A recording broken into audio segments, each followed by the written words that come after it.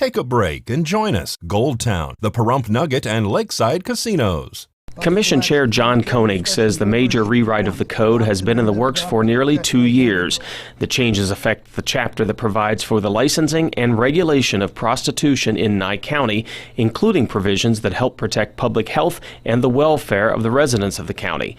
One of the more noticeable changes is in wording. Instead of being referred to as a prostitute, the women will now be called courtesans.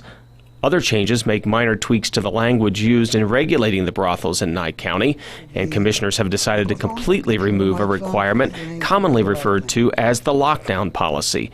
That part of the code effectively kept the courtesans from being away from the brothel for more than 24 hours. The 24-hour lockdown policy is based on the stigma of sex workers being dirty and irresponsible, not scientific facts. I urge you to repeal the 24-hour lockdown policy and the Nye County brothel ordinance so that courtesans may go home to their families at night and be able to live normal lives.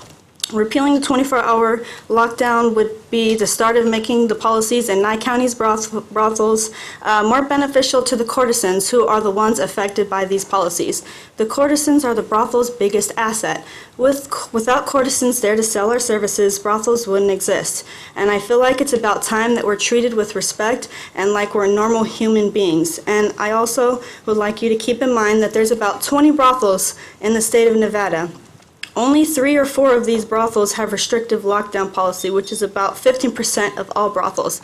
I believe that it's time for a change. One thing I've gotten to know from their standpoint is the terrible stigma that goes with this legal business in Nevada, and I just want to commend this commission for the language changes that you have in this proposal, referring to these professional women as courtesans and as brothels rather than house of prostitution.